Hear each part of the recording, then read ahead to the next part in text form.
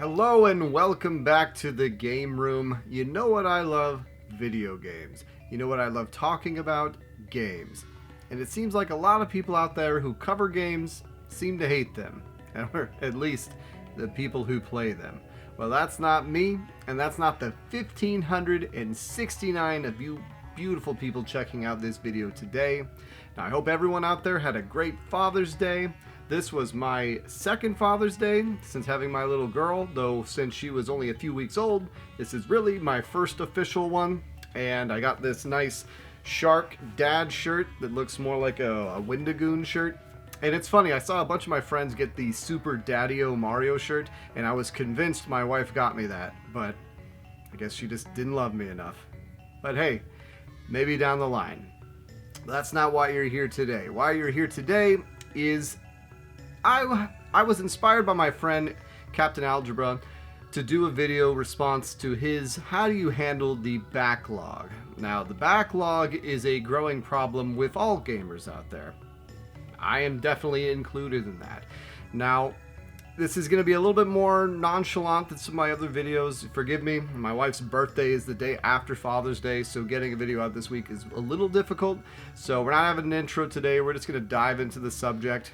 As far as backlog goes, I want to put a few parameters here on the type of gamer I am right now as a 37-year-old father of a little girl who also has to work 40 to 45 hours a week, putting bread on the table. So I really don't play competitive multiplayer games anymore. I was heavily invested in that in the early 2010s and really got burned out on it. So that's why I never really picked up Fortnite. I played Overwatch for a little bit, but I really liked Mercy in Overwatch. I wasn't into the first-person competitive scene all that much. Do not play games as a service either, other than World of Warcraft Classic when it came back in 2019. And that kind of back to the backlog. That was almost a backlog game anyways, since I never technically beat it. I didn't get to Naxxramas when I played it in 2005, 2006 before Burning Crusade came out. So getting through and actually going through Nax, running a rogue division, being the class leader, and being on a loot council who was not corrupt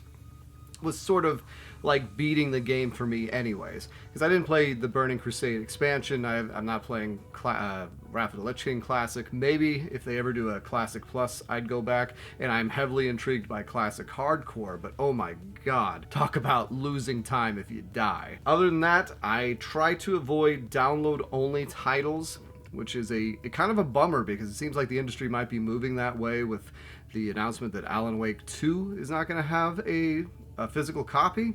The only time I ever break this trend is if it's a game that I really want to play that is getting a physical release. I generally do not double dip.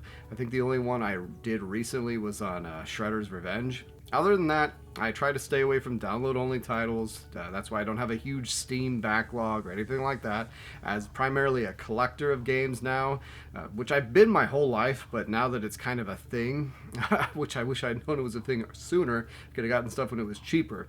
But that's another thing, is that when I buy games, I need to know the difference between what is a collector piece versus what is something that goes on the backlog. Now, the designation on this is a little bit murky anyways. Like, there'll be certain games I want to pick up, say for the Switch, where it's like, oh, I better pick up Xenoblade 3. Even though I really don't intend on playing it anytime soon. I have all the Xenoblades. I haven't played any of them other than the second one, and the second one I gave up on. But still, there's certain things where this might become rare, this might become hard to find, and so pick it up now so you don't regret it later. So those are parameters we have going forward. Now, what do I actually do to deal with the backlog? Well, as someone who still enjoys playing games that are coming out, which obviously makes the backlog longer, you have to maintain the front log before you can address the backlog. Now, what do I mean by that? Well, there are, like, even this year's a great example. There's a lot of great games, a lot of great sequels to series I like that came out this year. We had a new Fire Emblem, a new Octopath, a new Zelda game. Later on this year, there's going to be a new Pikmin. Obviously, a new Final Fantasy is coming out. I was not initially planning on playing it. I actually got convinced by some of the later trailers and the fact that just looking at it, I haven't played a mainline Final Fantasy game on release in, God, going on a decade now. I mean, when Final Fantasy 13 came out, that was the last one. I've picked up 15, but never played it, and 14 is an MMO, and before that was 13. So yeah, there hasn't been that many. But that gets into what I want to do is I want to look at the release schedule for the year. So especially this year. So what have I done this year? Well, I started off the year finishing off some games that I got for Christmas that were actually releases from the year prior. So that's another thing, is play the games you want to play. So I haven't talked about these yet because I do have a video idea called Burst Gaming that I have a script written for. I just haven't gotten around to it. But the first game of that was the Diofield Chronicles. So I played this first. This was a 2022 release that I did not get a chance to get to, so I wanted to play it before it got too long and then became a true backlog title. Another one I played was Trek to Yomi, and then Mario Rabbids The Sparks of Hope. So some of these I didn't get full price because I didn't want to play them that much. Especially Sparks of Hope is the Ubisoft problem they have, because I knew it was going to be on discount, and I feel my wife got me this for Christmas, and then the week after Christmas it was on discount, another $10, and because I hadn't opened it yet, I returned it and then got it again $10 cheaper. So, but those were 2022 releases, but I wanted to get to those because the next game that was coming out early January of this year was Fire Emblem Engage. Now, as an RPG, a turn-based tactical RPG, I knew this was going to be a longer experience, so I had to plan for that. So that's why I got those 3 games out of the way at the beginning of the year so I could get to that. And then a game I really hadn't planned on picking up that I did just because all the controversy and I wanted to give it a shot, and honestly, after playing it, I didn't think it was all that great. I'm glad I played it, but still, Hogwarts Legacy. One of those things where it's got a lot more sheen than substance, in my opinion, and it almost feels like the developers are intentionally trying to make you lose time, which really, really bothered me. But it is what it is. Now, after I beat Hogwarts Legacy, I knew Octopath 2 was coming out, but because I got the collector's edition of Octopath 2, it got delayed a little bit, which gave me a little bit more time to beat Hogwarts Legacy. And then, because it wasn't there yet, it was like the next day, I was like, well, let's beat Shredder's Revenge. So this is actually my copy. I didn't open it, because this, like I said, I double dipped, so I had the download-only copy. But then the next day, my collector's edition of Octopath 2 came out. Now, how did I play it if the box is unopened? Well, they smartly sent the game separately. And so that was the first 3 months of the year for me. So after Octopath 2, the next big release wasn't until May. So I knew at the beginning of the year, I knew I had to play Octopath 2 and I had to play Fire Emblem Engage. So then what do? Well, getting to the true backlog, this is where I try to plug holes. So one of the games for years I've been wanting to try out was Xenogears, which I knew going into it was a long game. But another thing I try not to do is I try not to look up the length of RPGs, especially, big epic ones like this. Because if you go into it knowing, like, I knew it was a 40, 50, 60 hour game, but looking up how long to beat and then seeing, oh god, it is a 60-hour game, really, or let's say it's a 100-hour game, will really drag you down to the point where you're looking at your save file and seeing, okay, how am I doing against the average? And you're constantly pulling yourself out of it, pulling yourself out of the immersion. And especially, this is as a content creator who reviews games on the channel and tries to factor this stuff in, I found that doing this too much was hurting my reviews and hurting my own enjoyment of the game. So I tried to give myself not limits on it. This is where you blend the line versus making content versus doing something that you enjoy. Now, luckily, reviewing this actually was one of the better videos I've had in quite some time. And it was one of the better experiences I've had in quite some time. But you gotta be leery of those things, even if you're not making videos. Just you gotta be leery of the fact that had I started this 2 weeks before Zelda came out, then I don't know what I would have done, because you always, here's another tip that I would say, you finish what you start, or you give up. I don't like to be in between a lot of different games. I know some people will bounce around, have 4 different save files for 4 different games going on at once. I can't do that, or it's not that I can't do that, I don't like doing that. When I start something, I want to play through it and I want to finish it, I want to beat it. I don't need to complete it, I want to beat it. Now, sometimes if I'm enjoying the game, if I'm having so much fun, and it's a game, say, like Vanguard Bandits, where it had multiple endings, I had nothing else on the docket. At that time, Fire Emblem Engage wasn't out yet. I knew I had a month and a half, and I also didn't have the Dio Field and Sparks Out and all that stuff. So I afforded myself the extra time to beat the games and go through the extra endings. And once again, I find that's another thing that helps is don't be so focused on racking up titles from the backlog. Also make sure you're enjoying playing what you're playing. Because if you're actually enjoying what you're doing, that's the whole point, right? Now, I also like to diversify genres. So one of the nice things after I did Xenogears is I had a new patron who wanted me to review Silent Hill, and so that was the next thing I played. And going into it, I knew this was a shorter game, of the Resident Evil ilk. It's one of those things where you beat it, and then the replay value has you playing it more. And I enjoy things like that. I enjoy a game where you don't necessarily have to go through and experience everything the first go around. If you enjoyed playing it the first time around, then let's go through it a second time, and then let's explore and let's see what else I missed. Let's see what else is in there to play. So, for instance, with Silent Hill, I missed the entire section at the docks where you can find a key and get it to a motel and get all these other cutscenes, and then find the dude who's holding the gun out in the hospital, and then for one of the different endings that you can get.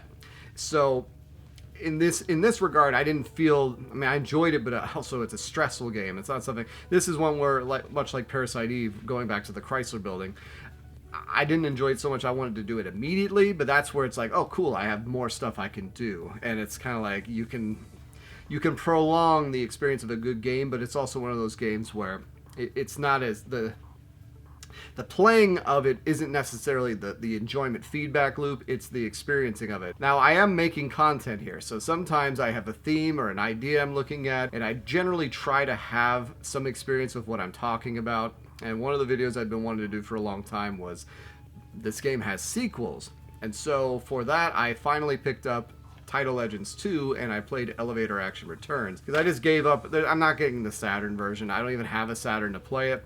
And until Analog makes a freaking Saturn, like they did with the Turbo Duo.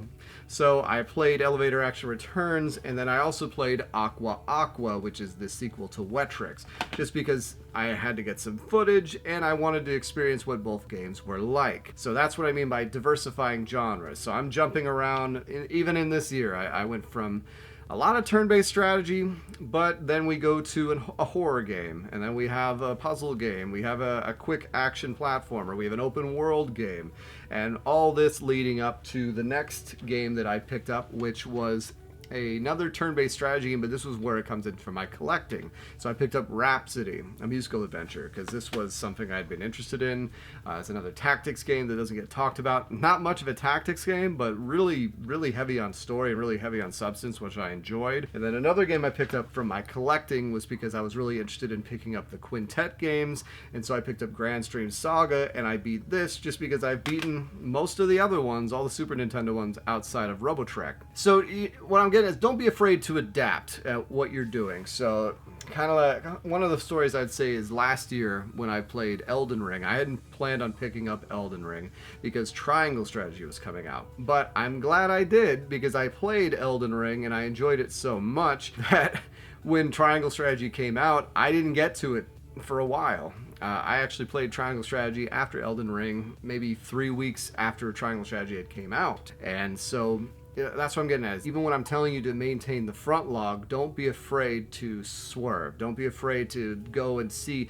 There's a reason why things are phenomenons. And generally, even though I go my own way, I like to experience, if it's a single player thing, like not like a multiplayer online thing, MMO thing like that, but if a big single player game comes out and it's got a rave reviews, like Sekiro before it, I generally will jump in and see what the hell's going on. And then, of course, after I beat Grand Stream Saga, I specifically had this paced so that I could then play Tears of the Kingdom when it came out. And having beaten Tears of the Kingdom, really enjoyable Zelda game. I had to get that one after I loved Breath of the Wild so much. And after I beat Tears of the Kingdom, it was last week on Wednesday, I want to say.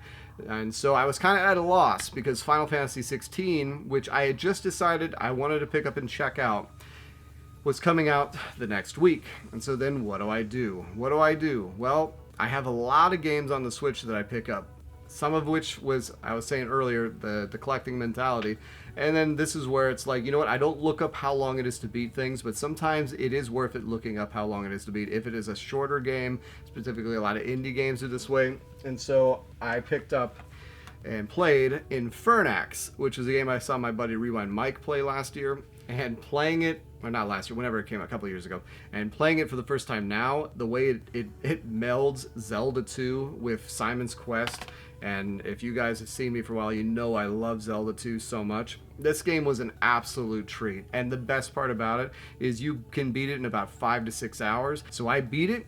There's multiple endings. Now, mind you, like I said, I enjoyed it so much of it is heavy combat focused that I actually went back through it and beat it again and got the ultimate good ending, which then gave them more content. And then there's an ultimate bad ending that gets more, and then an even more, like, so, and you get different characters. So I played through as just the main character, the first one, and then I did the buddy mode where it lets you switch between two players, because you can actually do this simultaneous two-player, and there's all these different hidden characters and cheats, and just, it reminds me so much of a 90s release that this, I cannot recommend this more. And so here we are. We are a few days before Final Fantasy 16. It's not out yet. So then what do?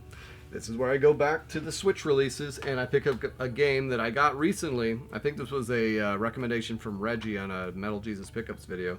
And that's Gunborg Dark Matters. A game that has a rock and synthwave beat. Very wonky controls. I got used to them, and then it is extremely unforgiving. I don't know if I'd say it's difficult as much as it's unforgiving, and mainly because I find the controls to be a little lackluster. Not perfect. And also these are PEGI releases too, so both of these are PEGI releases. This, don't be afraid, like I said, I like physical releases, so especially if it's region free at this point in my collecting, I don't care. I don't care if it's translated and you can play it and it goes on the system. That's all that matters to me. So yes, how I deal with the backlog, a lot of it is if I'm maintaining what I'm playing. So certain years, especially looking back to the history of the channel, certain years like 2015, 2016, 2017, I played almost no modern games. That's part of the reason why in 2018 I did a whole series called The Backlog. I did like 26 episodes where I beat stuff like Nier Automata, Until Dawn, and things like that. And part of that was because when I was doing the channel, I was so focused on just making content for the channel that I was depriving myself of playing stuff that I wanted to play. And also there wasn't that many things that came out prior to the Switch that I was heavily invested in. Then 2017 happens, Breath of the Wild, Mario Odyssey, Horizon Zero Dawn. Like 17 is a banger year. It's up there. It's up there. And so that's kind of where I've developed these strategies. And a lot of it is, I collect a lot of games. I have a lot of games on there that I haven't played, which wasn't always the case for me growing up. Generally, I bought a game, I beat a game. I bought a game, I beat a game. And I think that's where I got my mentality of not switching between a lot of games. But there was that phase where I had a lot of online multiplayer. I was playing MMOs. Wow, not MMOs, wow. Oh, here's another important one. Make sure you're in the right mood when you're playing something. So that's another big suggestion I have for backlogs, because I'll get in these zones where it's like, you know what, like last year I really wanted to beat some of my PS1 RPGs. When I first started the channel, I really wanted to beat some Super Nintendo RPGs that didn't come out in America.